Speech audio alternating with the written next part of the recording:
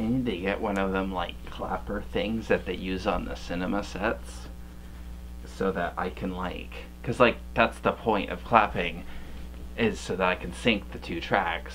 But if I have like one of them little like things, I can do it with my paws on. Okay. What's up, party animals? My name is Kezi, and today I wanted to tell you guys a story about how, like, the first magic person I ever really met, at least remember meeting. So this is when I was in grade school, and I rode the bus, and kind of not really the most talkative kid, so I wasn't with the rowdy kids, and I wasn't really with like the too shy of kids. Like this one weird girl, like I don't know how else to describe her other than she was much older than me. I think she was a middle schooler, and she would sit next to me, a grade schooler.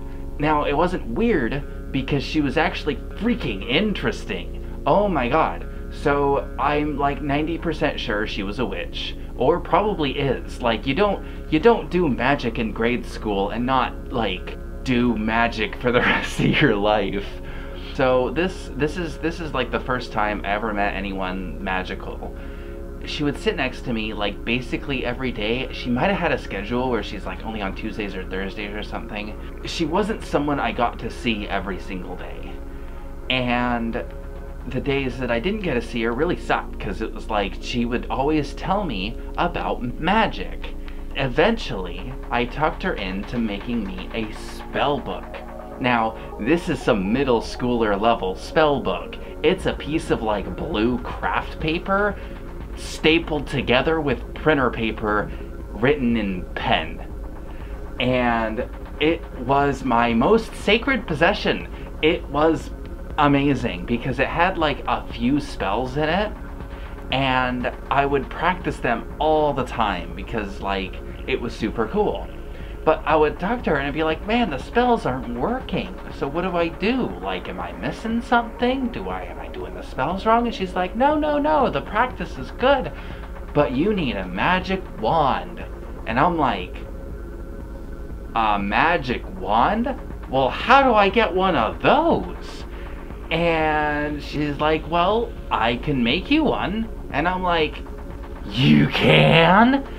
And of course she's just like super into it as well. Like she's happy to make me one. And I'm like, oh my god, I will do anything to get this. And she's like, good. I need your hair. And I'm like, oh,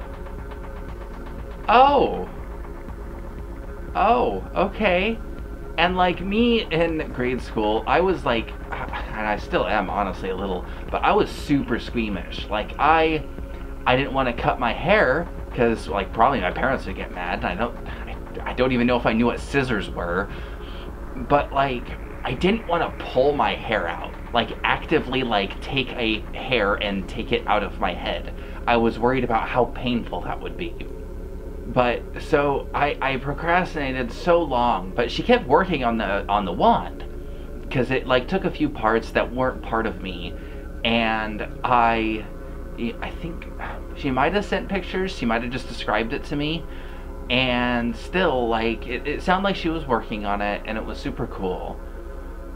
And so time goes on, we talk about spells, and one of the spells that I remember, honestly the only spell that I remember, is a spell to light something on fire.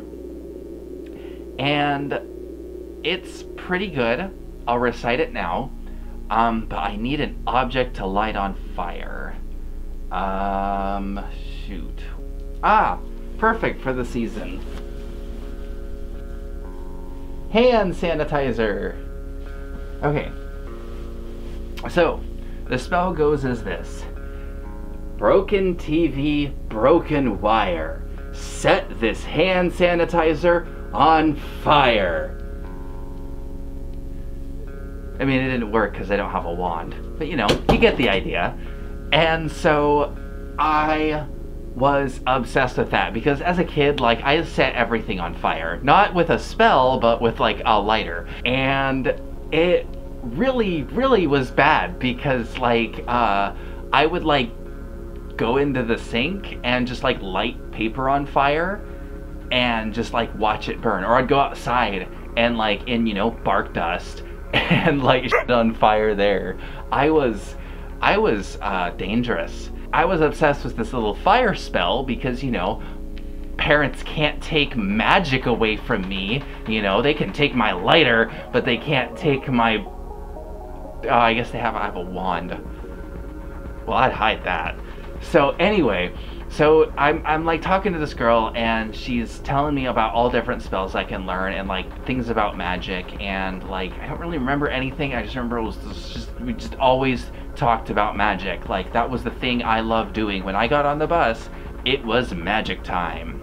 After that, like she's like, yeah, I'm gonna need your hair. That's like the last thing I need. You gotta rip some hair out and give it to me. And I'm like, shit.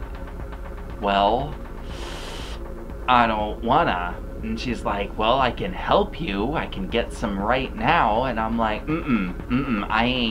I ain't about that life. I ain't gonna get my hair ripped out on the school bus. I just never ever did it until I finally did. I finally got my hair out of my head. And I think I like did it because like I brushed my hair a bunch and like I picked out a piece of hair and I'm like, all right, this is it. This is the one. I finally remember to do it and I bring it to the bus and she's not there. And she's not there. And the next day she's still not there.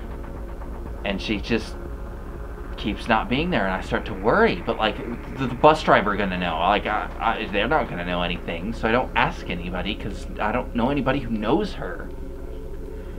And she keeps not showing up. Days turn into weeks, turn into months, and I never see her again. And I had everything ready to give her so that I could have my wand. But by the time I did it, she was gone. So, moral of the story, don't procrastinate. Your opportunity may just disappear. It's great. I could have had a magic wand and probably lit the world on fire. But I was like, nah, I don't want to pull out my hair. That's too much. So, yeah, don't procrastinate. Anyway, thanks for watching. Bye-bye.